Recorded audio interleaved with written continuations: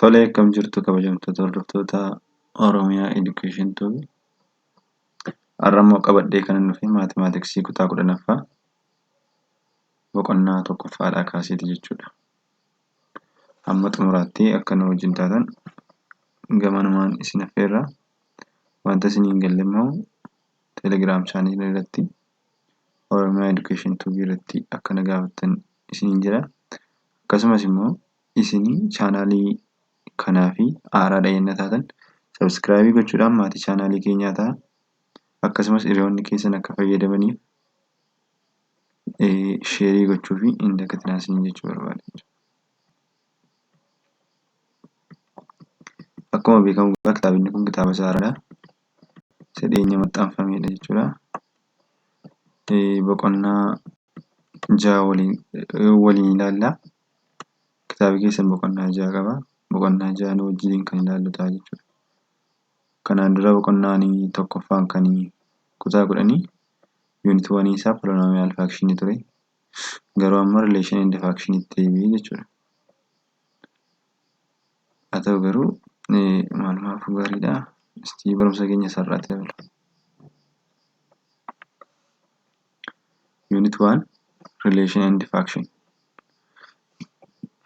Relationiin maalidha? Fractioniin maalidha? Waan jedhu wajjiniin ilaalla jechuudha.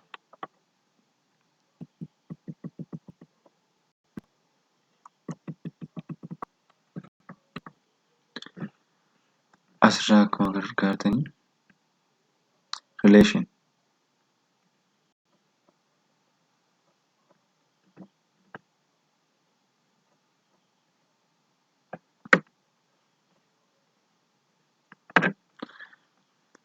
jechuun maal jechuu akka ta'e introduction isaarraa ilaalla.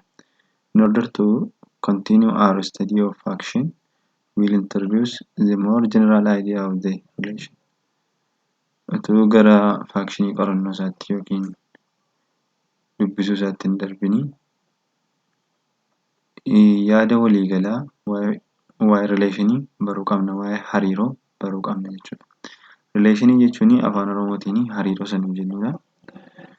As it is name suggests, the concept of relation is familiar one. Akkuma maqaa isaarraa ibsu relationii jechuun maatii jechuudha. Maatii tokko jechuudha. In our daily life,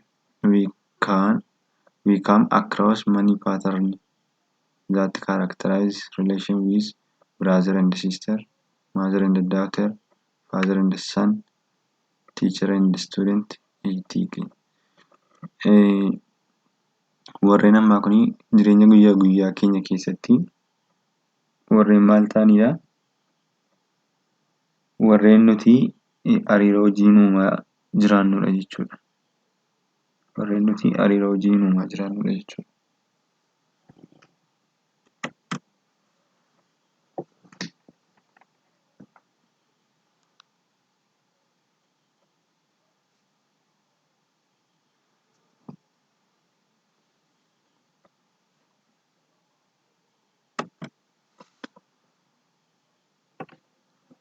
Okay.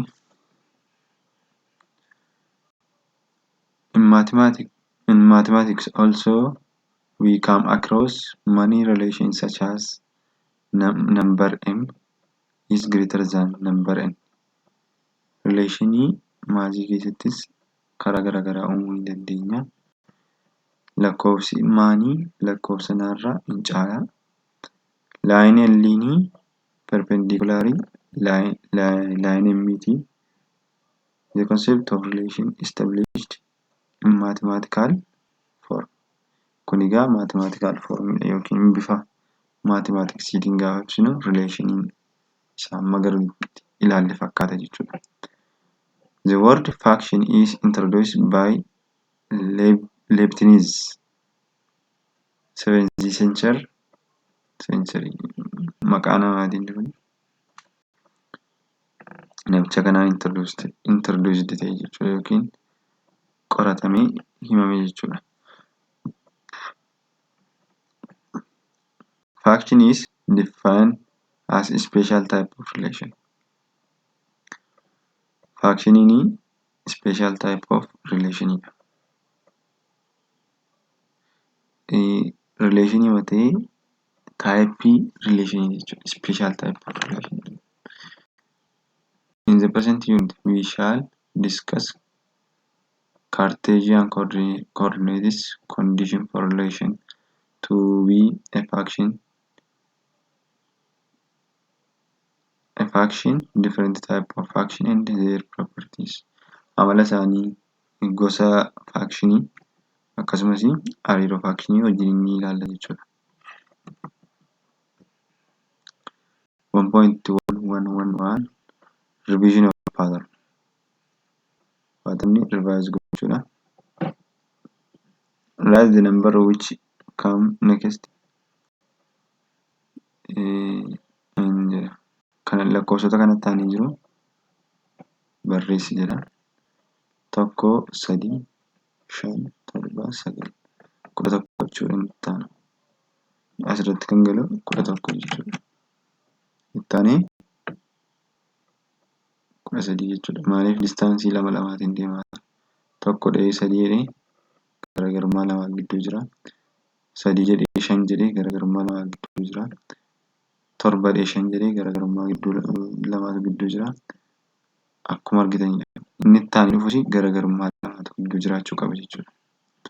Which of the following are row in figure 1.1 under column 4 can fill the blank space under the column 3 to continue this service below. Okay.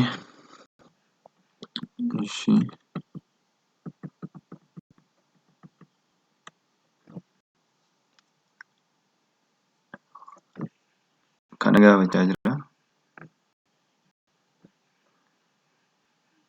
Salphaa waan ta'eef isin ofii keessan ilaala.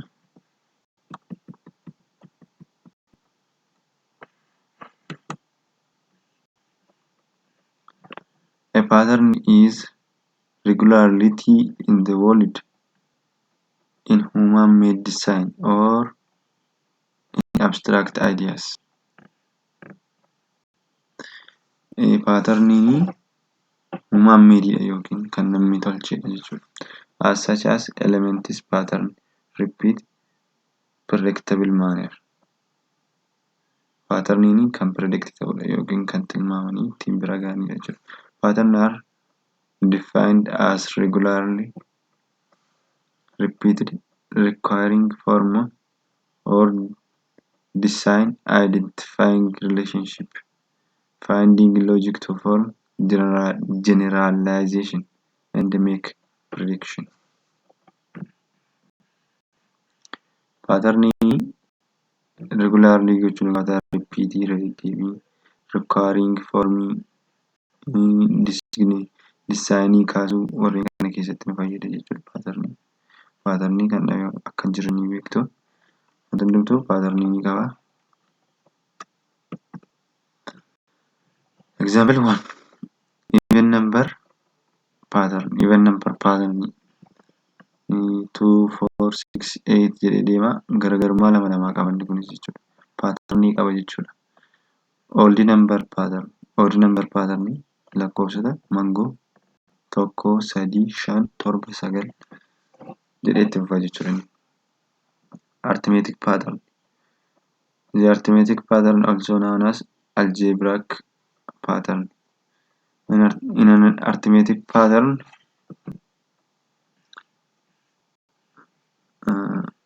the sequences are based on the addition or subtraction of terms.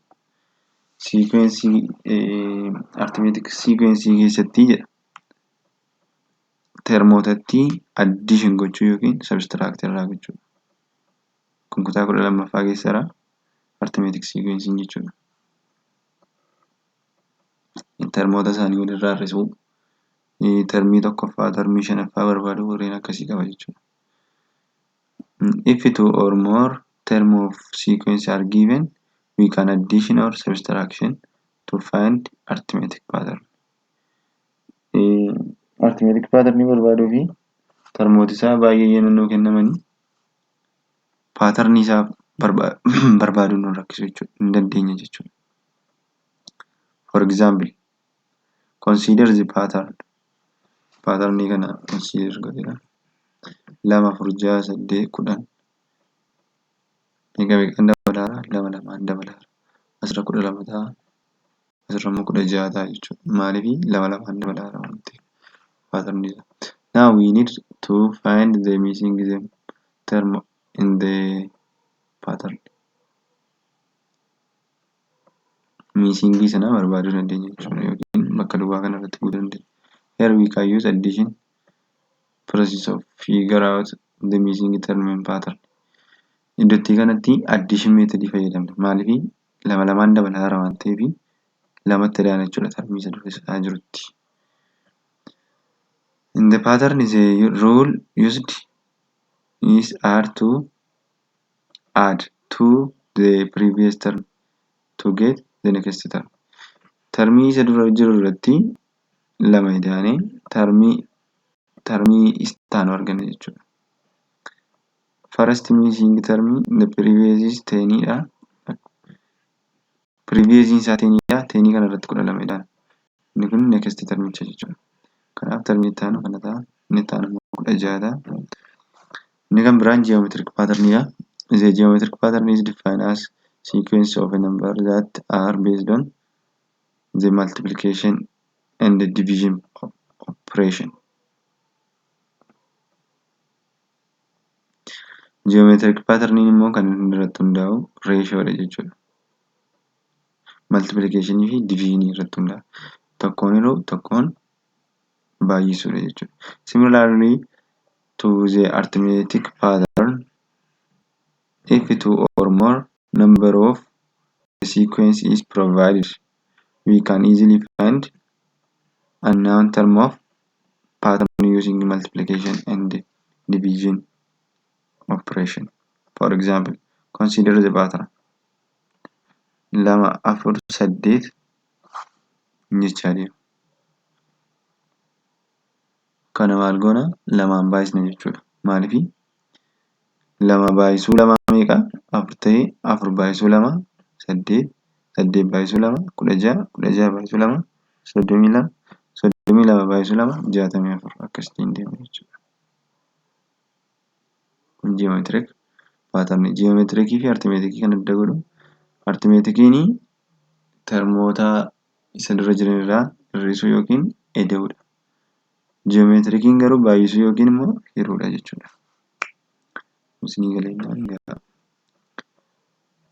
It is geometric pattern as each term in the sequence can be obtained by multiplying 2 with another term. 8 is third term in the sequence which obtained by multiplying 2 with the previous term. Termii isa dura jiru 2 baay'isnee termii itti aanu arganna jechuudha. First missing term is 8 dha.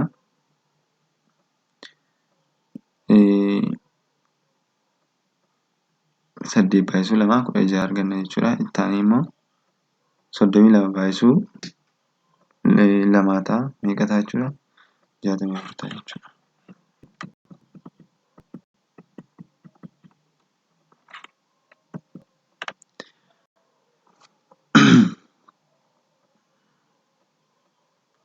Exercise 1.1 fill the blank space using following pattern.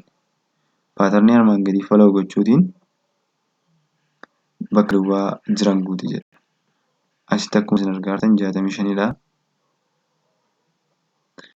60 jira, 55 jira, 50 jira, 45 jira. Kun meeqa ta'a jechuudha? 40 ta'a jechuudha iddootiin kun. Maaliif 40 ta'a?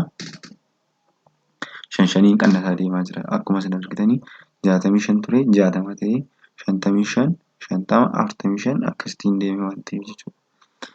Kunis 35 30 ta'a jechuudha asirratti dhufe.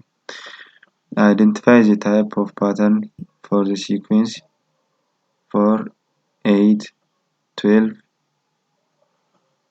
16 20 kana barbaadi jedha. Adda baasi jedha.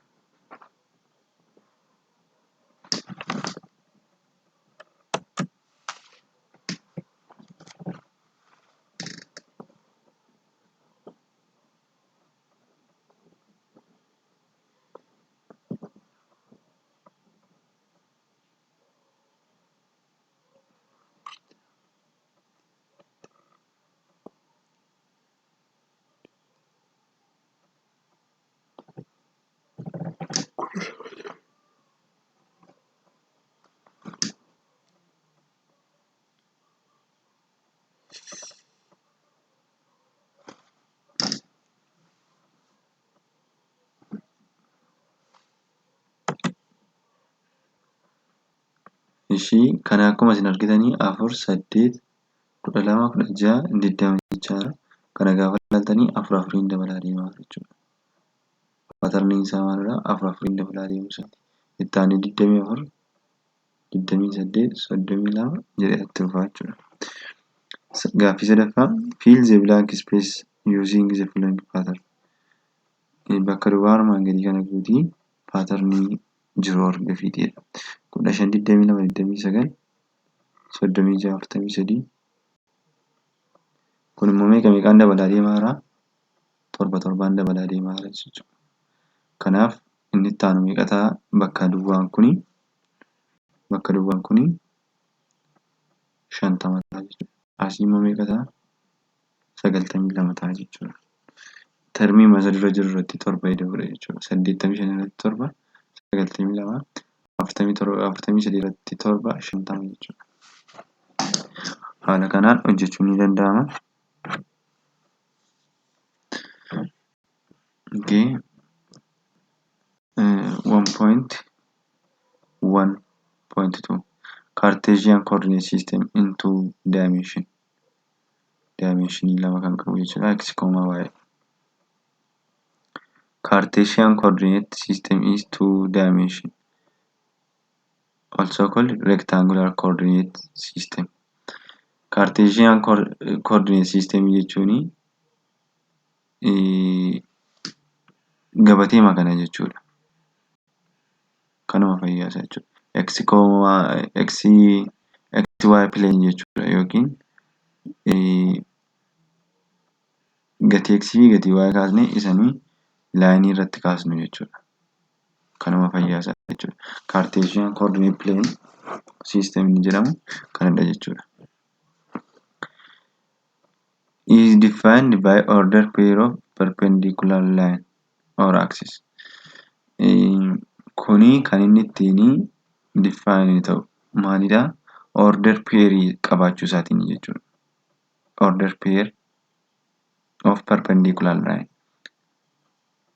Perpendicular line qabaachuu isaati. Inni horizontaalii yeroo hundumaa gatii x ti. Vertikaalii immoo gatii maaliiti? Gatii y ti jechuudha. Kanaaf iddootti kanatti maal qabu? Perpendicular qabu jechuudha. Maaltu? Cartesian coordinate system jechuudha. It has single unit of length for both axes and an orientation for each axis. Tokkoon isaaniitii maal qaba? Ibsa gahaa qaba jechuudha. Orientationii gahaa qaba jechuudha. The point where the axis meet is taken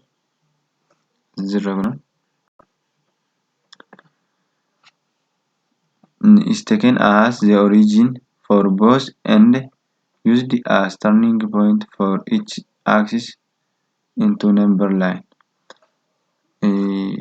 Bakka isaan intersectii wal godhan kuni maal nutti agarsiisa? Orientationii nuuf kenna jechuudha. Turning point bakka isaanitti dabanii darban, bakka isaan keessa darban, bakka isaanitti y axis kutan, bakka isaanitti x axis kutanii nutti hima jechuudha. For any point P, a line drawn through P perpendicular to each axis and the position where it meets the axis is interpreted a number. The two numbers that choose an order are Cartesian coordinate of P. Bakka kan ibsaa jira jechuudha. Asirraa gatii x irraa 3, gatii y irraa 2, iddootti kanatti meeqa jechuudha? 3,2 jechuudha. 3,2 jechuudha. Yeroo hundumaa inni farestiin gatii x ti jechuudha. 3 gatii x ti, 2 immoo gatii y ti. Bakka wal jijjiiruu hin danda'an jechuudha. bakka wal jijjiiruu hin danda'an. The first and the second coordinate called Absinica and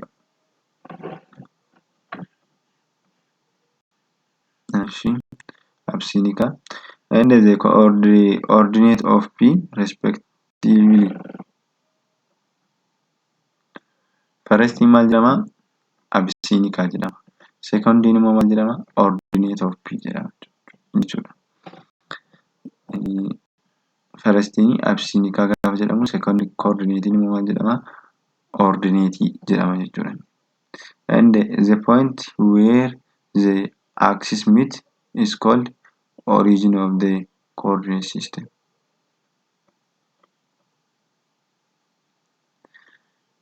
Bakka itti lamman isaanii wal tuqan immoo maal jedhamee waamama? Origin of coordinate system. Bakka bu'uuraa jechuudha. Bakka lamman isaanii itti wal tuqan iddootti kana jechuudha. Origin jedhamtee waamamti jechuudha. Iddoon kun origin jedhamtee waamamti jechuudha.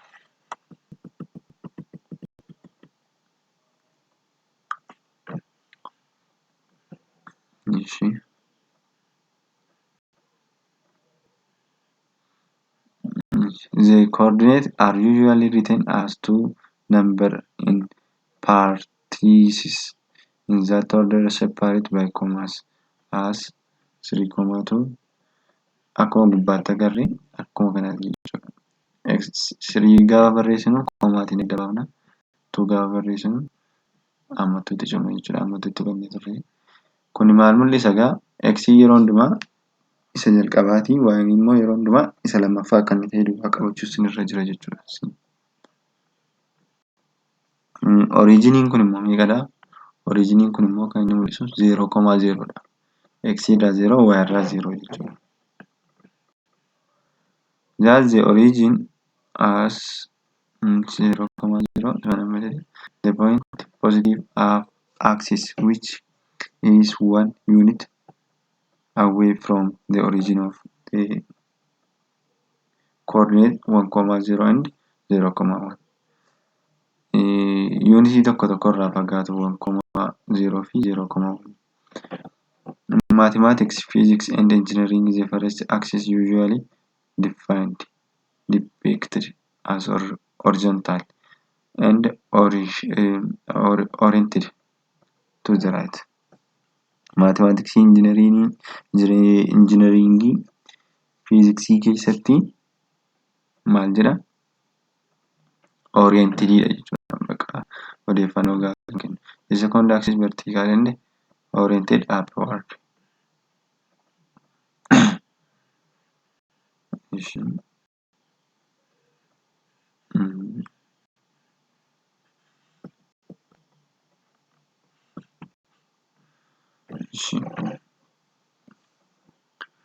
Asirraa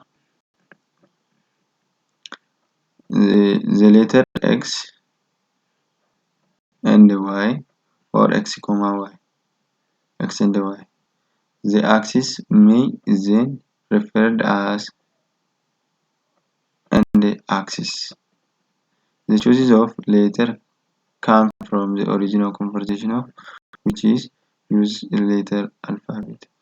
Bakka kan isin qabachuu qabdanii kwaadiraantii kam keessatti positiiviidha, kam keessatti immoo negatiiviidha. Kwaadiraantii kamtu negatiiviidha, kamtu positiiviidha waan jedhamu beekuu qabdu jechuudha. Asitti first kwaadiraantii keessatti gaafa ilaaltanii asii 0dhaa olitti kanaa olitti jechuudha. Achii ol gaafa deemu positiiviidha jechuudha. Y. Xinis gaafa akkas deemu positiiviidha jechuudha. So kana gidduutti kan argamu maal ta'a? Positiivii mataa jechuudha. Ittaanee second quadrant keessatti immoo asii 0 kanarraa ka'ee X'n gara kanatti gara negatiiviitti deema. Garuu ammayyuu y axisiin gara eenyuutti deema? Gara gubbaatti jechuudha. Gara gubbaatti achi ol deema jechuudha. Achi ol deemaa jechuudha. Kanaafiyyuu second quadrantiin negatiivii taati jechuudha. Negatiiv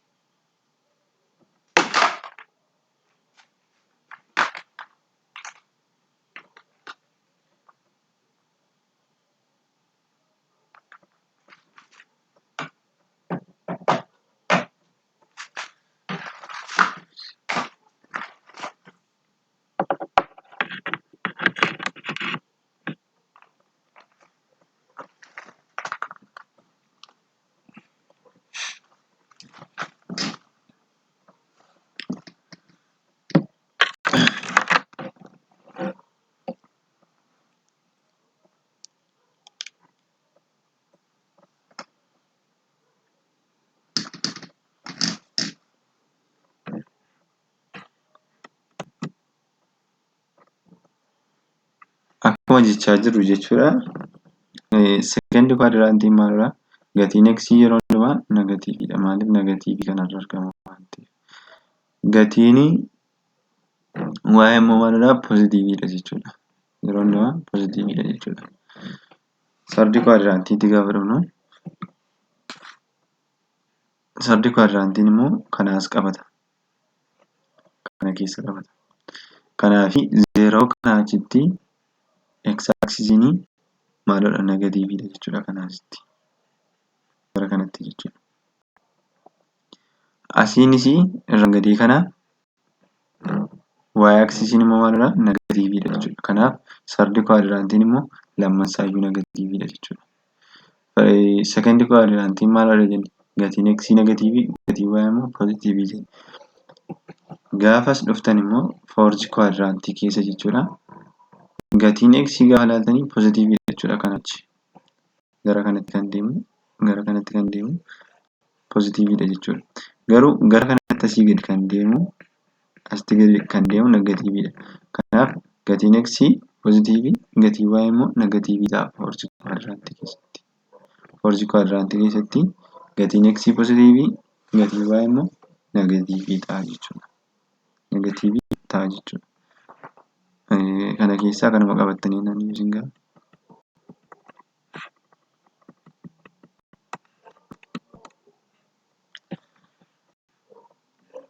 Activity 1.2 complete the following table with positive, negative or zero that apply each coordinate of a point. Pointii kana keessatti bakka isuma amma isinitti himaa ture. Eessatti pozitiiviidha, eessatti negatiiviidha waan jedhamudha jechuudha. Asirratti jenna y aaksisii jennee guunne